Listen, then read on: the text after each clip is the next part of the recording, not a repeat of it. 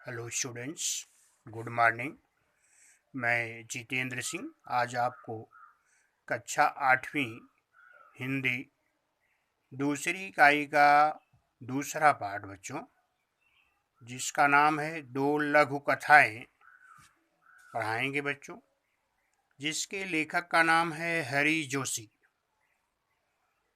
तो सबसे पहले हम लेखक का परिचय सुनेंगे बच्चों। तो हरि जोशी का परिचय, इनका जन्म जो है 1943 ईस्वी खूड़िया मध्य प्रदेश में हुआ और ये सेवानिवृत्त प्राध्यापक हरि जोशी जी की साहित्यिक रचनाएं हिंदी की लगभग सभी प्रतिष्ठित पत्र पत्रिकाओं में प्रकाशित होती रही हैं। तो बच्चों, ये जो हरि जोशी हैं, ये सेवानिवृत्त कहने का मतलब जो है रिटायरमेंट, वे प्राध्यापक थे और ये जो है इनकी रचनाएं जो है सभी प्रतिष्ठित पत्र पत्रिकाओं में छपती रहती हैं। आपको गोयन का सारस्वत सम्मान और वागीश्वरी सम्मान प्राप्त हुआ। इनको सम्मान से सम्मानित किया गया है बच्चों। प्रमुख इनकी कृतियां कौन कौन से हैं? पंखुड़ियाँ, यंत्रयुग, अखाड़ों का देश, भारत का राग, अमेरिका के रंग, ये इनकी प्रमुख रचनाएं हैं। एक गद्य संबंधी यहाँ दो लघु कथाएं दी गई हैं। लघु कथा माने छोटी कथा बच्चों। तो दो छोटी छोटी कथाएं यहाँ पर इन्होंने लिखा है। और प्रथम लघु कथा में जोशी जी ने बताया कि हमें बुरे काम का फल बुरा ही मिलेगा, अतः बुरे काम नहीं करने चाहिए। पहली कहानी के माध्यम से जोशी महोदय जी ने बताने का प्रयास बताया है कि बुरे काम का नतीजा भी, रिजल्ट भी बुरा मिलता है बच्चों, इसलिए हमें बुरा काम नहीं करना चाहिए। दूसरी लघु कथा में आपने समझाया है कि कठोरता की अपेक्षा विनम्रता अधिक महत्वपूर्ण है। और दूसरी कहानी के माध्यम से इन्होंने बताया है, समझाया है कि व्यक्ति को कठोरता से बढ़िया उसके लिए विनम्र होना चाहिए। व्यक्ति को विनम्र रहने से ज़्यादा फायदे हैं। ये दो लघु कथाओं के माध्यम से इन्होंने समझाने का प्रयास किया है। अभी बच्चों, वो दो लघु कथाएं कौन कौन सी है? पहली है नींव।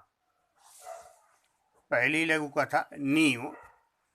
तो नींव बच्चों, आप जानते हो कि किसी भी बिल्डिंग या इमारत बनने की पहले जमीन के अंदर नींव दी जाती है, आधार दिया जाता है। उस आधार को ही नींव कहते हैं। बहुमंजिला इमारत की दीवार नींव से उठ रही थी, मतलब जमीन से ऊपर की तरफ दीवार बन रही थी और बहुमंजिला बिल्डिंग बनने वाली थी। बहुमंजिला माने कई मंजिला वो बिल्डिंग बनने वाली थी।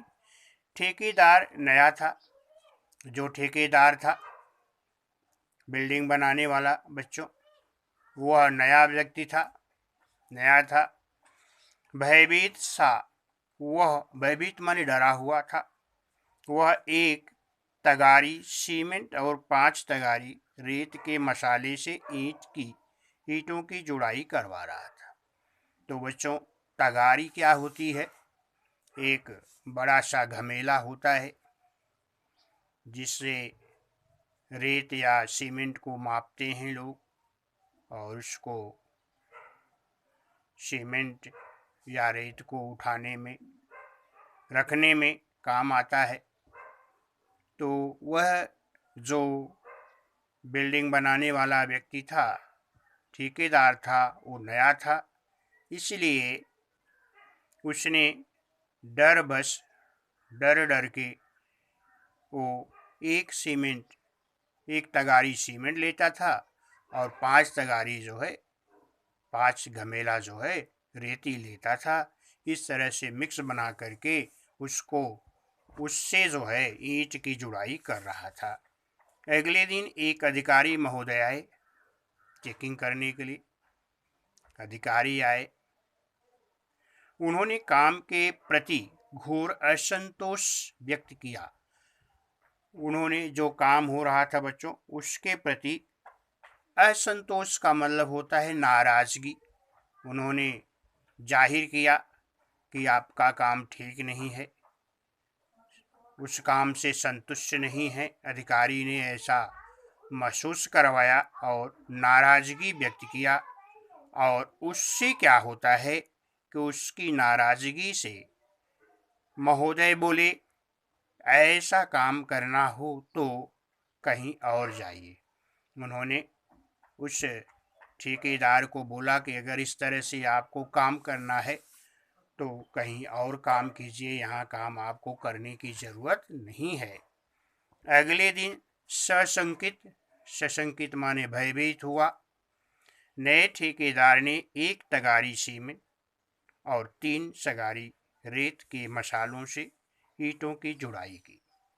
अगले दिन वह ठेकेदार डर के मारे 1 तगारी सीमेंट में जहाँ 5 घमेले जो है रेत डालता था, अभी वह 3 घमेले रेत और 1 घमेले जो है सीमेंट मिक्स करके जुड़ाई करवा रहा था। उस तरह से संबंधित अधिकारी आए। दूसरे दिन भी वह अधिकारी आया। उन्होंने नींव की दीवार पर एक निगाह डाली। जो दीवार बन रही थी उस पर देखा, उन्होंने एक निगाह डाली और फिर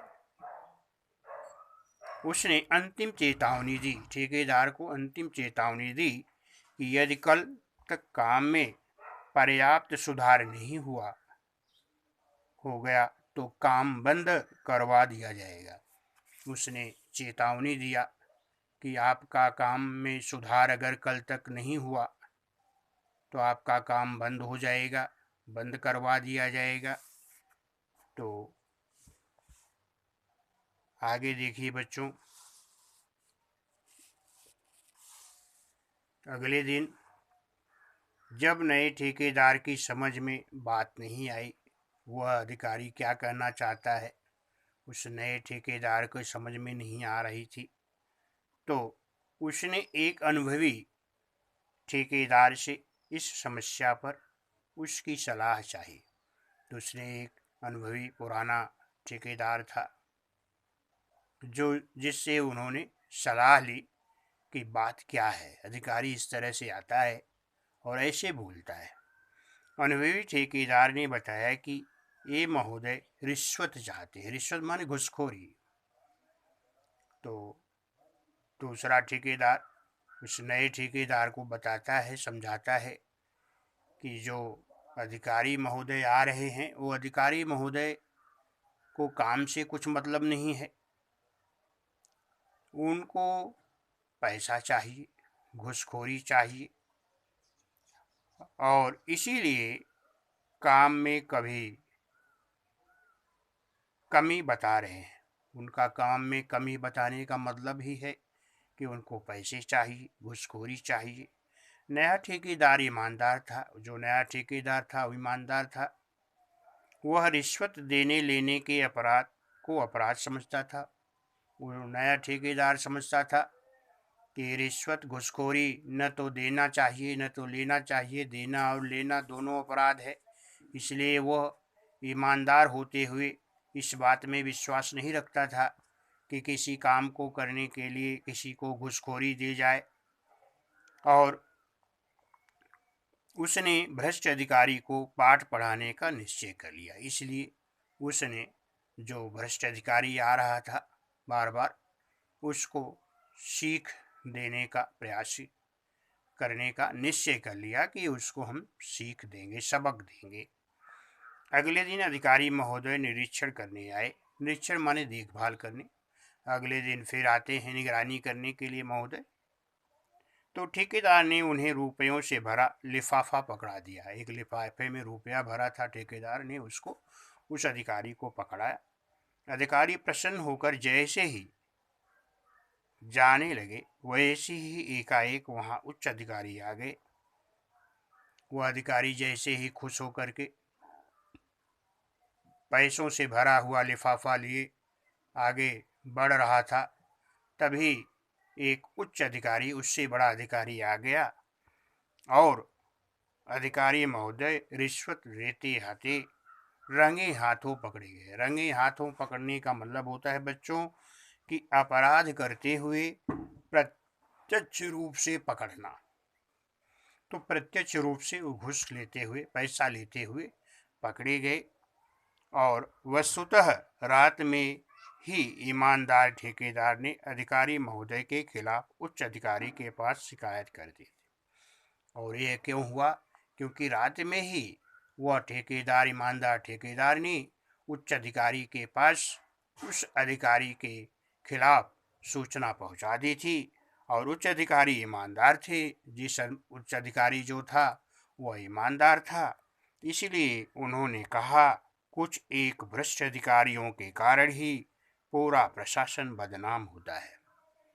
उसने कहा, उच्च अधिकारी भी ईमानदार था, इसलिए वो ईमानदार ठेकेदार से कहा कि एक दो ऐसे भ्रष्ट अधिकारियों से ही पूरा प्रशासन, पूरा सरकार जो है बदनाम होती है। क्योंकि बच्चों कहा गया है, एक मछली तालाब को गंदा कर देती है, एक मछली अगर सड़ जाती है तो तालाब का पानी गंदा कर देती है। तो इस तरह से कुछ लोग ऐसे होते हैं जो अपने पद का दुरुपयोग करते हैं और उससे अन्य लोगों के ऊपर भी प्रभाव पड़ता है। तो वह उच्च अधिकारी ईमानदार था, इसलिए उसने जैसा कहा ठेकेदार को, ठेकेदार ने वैसा ही किया। उन्होंने भ्रष्ट अधिकारी को दंड दिलाने का निर्णय ले लिया। सच ही कहा गया है, जो भ्रष्ट अधिकारी था उसको दंड दिया जाए, ऐसा वह उच्च अधिकारी ने निर्णय लिया। और ये सच ही कहा गया है कि बुरे काम का बुरा नतीजा।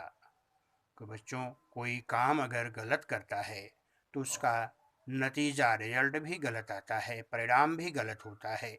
इसलिए कभी भी गलत काम नहीं करना चाहिए, हमेशा सही कार्य करना चाहिए।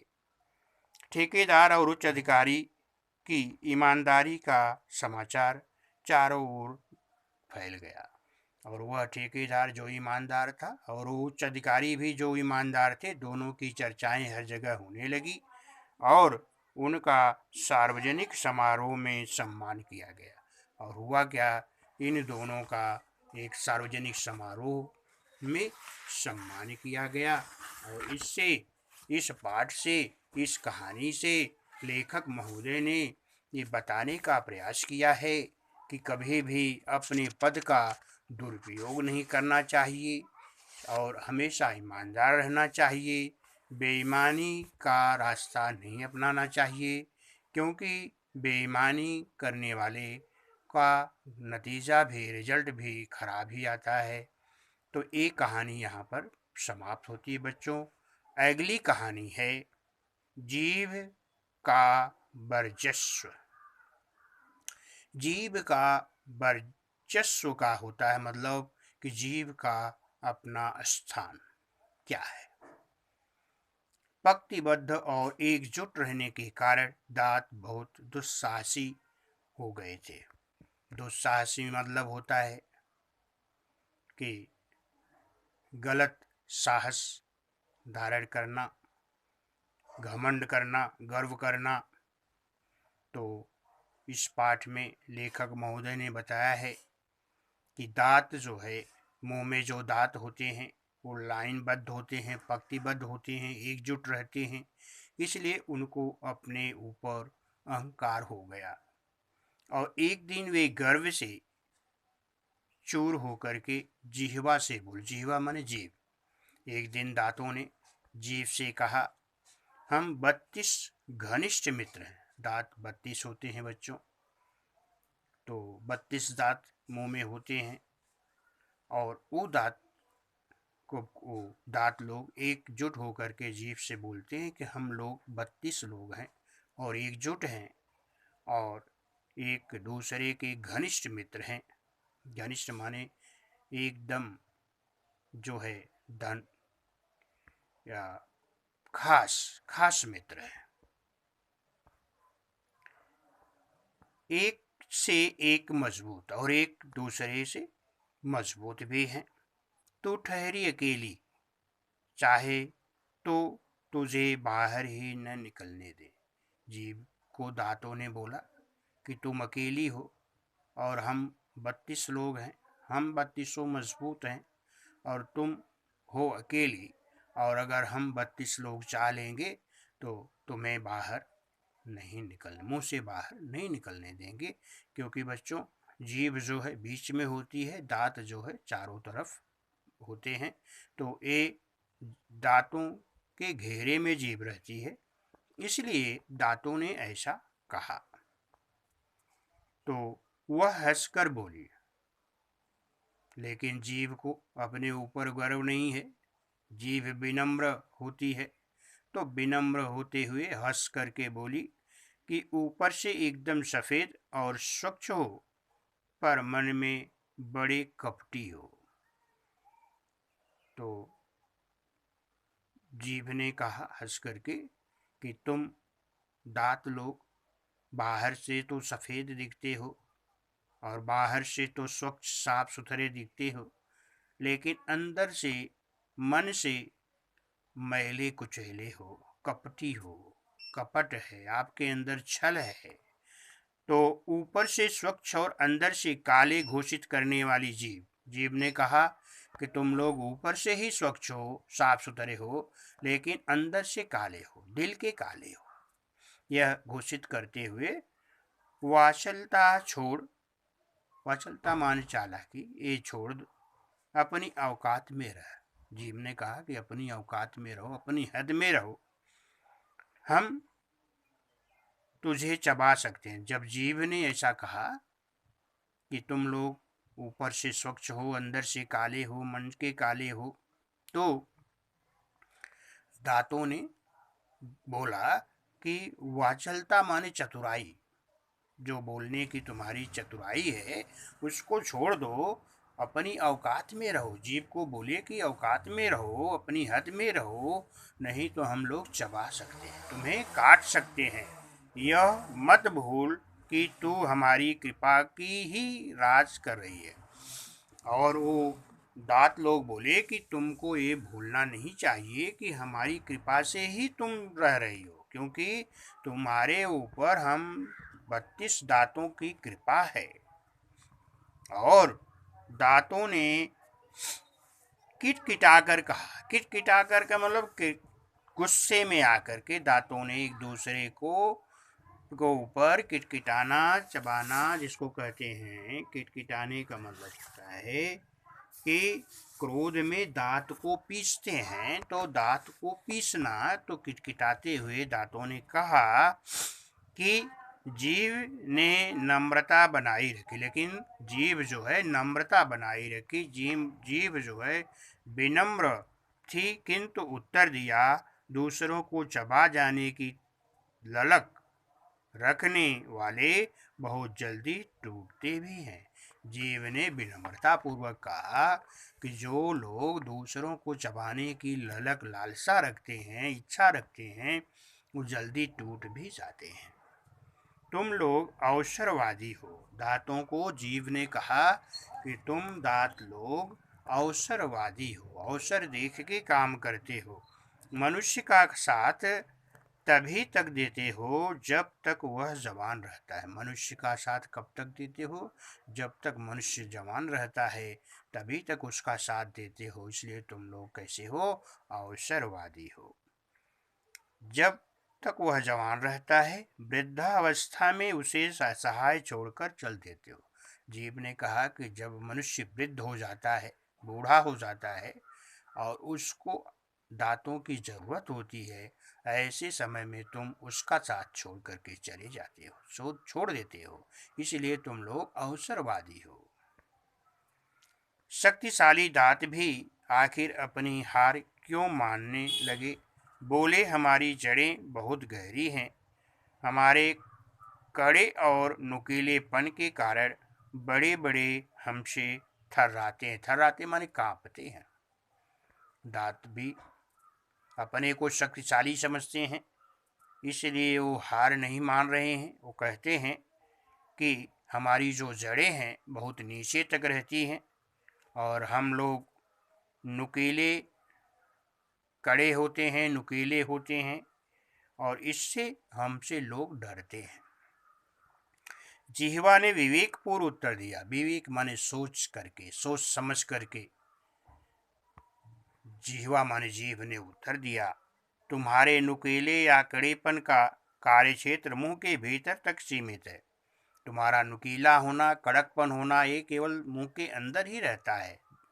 और विनम्रता से कहती हूँ कि मुझसे पूरी दुनिया को प्रभावित करने और झुकाने की क्षमता है। जीव कहती है कि मैं बहुत विनम्र होकर के कहती हूँ कि मेरे अंदर वह शक्ति है कि मैं दुनिया को झुका देती हूँ, दुनिया को प्रभावित कर लेती हूँ। क्योंकि बच्चों, बोली जीव जो है बोलती है, जीव के कारण तो बोली जो है किसी को भी प्रभावित कर लेती है। तो जीव में वो शक्ति होती है, बोलने की शक्ति, और वह जो है किसको भी विनम्र कर देती है, किसको भी अपना बना लेती है। यह जीव ने बड़े विनम्र स्वरों में कहा कि ठीक है, तुम लोग नुकीले हो, कड़वे हो, कठोर हो, लेकिन तुम्हारी ताकत तो केवल मुंह के अंदर रहती है और हम तो ऐसे हैं कि हम किसी को भी प्रभावित कर लेते हैं और किसको भी झुका देते हैं विनम्र होकर के। दांतों ने पुनः धमकी दी कि हम सब मिलकर तुझे घेरे खड़े हैं, कब तक हमसे बचेगी? दांतों ने कहा, हम 32 लोग मिल करके तुमको घेर के रखे हैं, कब तक बच के रहोगी?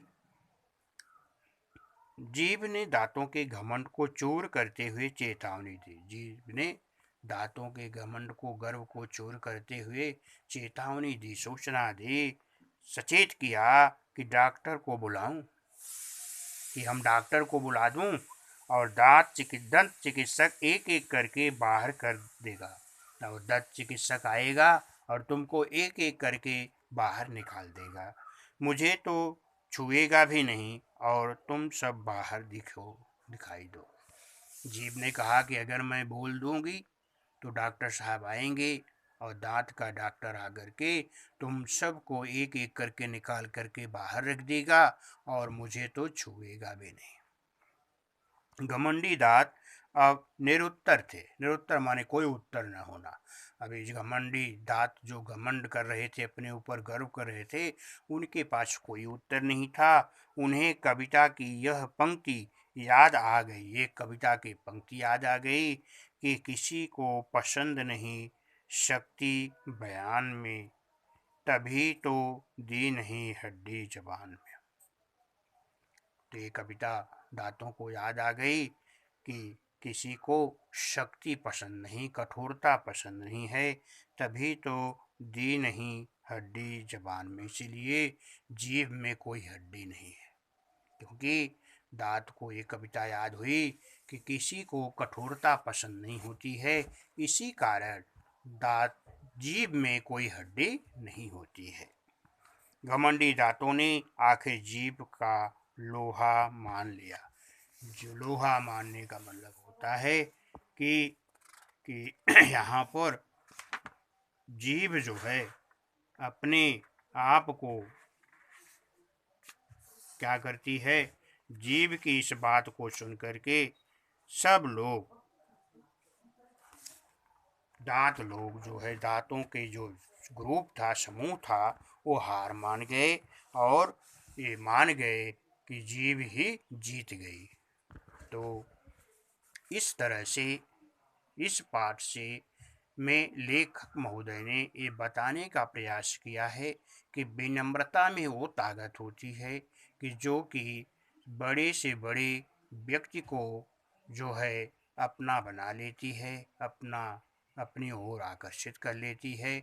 इसीलिए दांत की तरह नहीं, कठोर नहीं रहना चाहिए, बल्कि अहंकारी नहीं होना चाहिए, बल्कि जीव की तरह विनम्र होना चाहिए व्यक्ति को। तो विनम्रता एक ऐसा गुण है जो मनुष्य का आभूषण है, और वह हर जगह उसको, व्यक्ति को सम्मान दिलाता है। इसलिए बच्चों, हमें विनम्र होना चाहिए, उग्र नहीं होना चाहिए, और हमेशा विनम्र होकर के एक दूसरे को नम्रता विनम्रता के साथ रहना चाहिए, और अपने उस विनम्रता से लोगों को अपनी तो तरफ आकर्षित करना चाहिए, क्योंकि विनम्रता एक ऐसा गुण है जो सबसे बड़ा गुण है। ये पाठ यहाँ पर बच्चों समाप्त हो।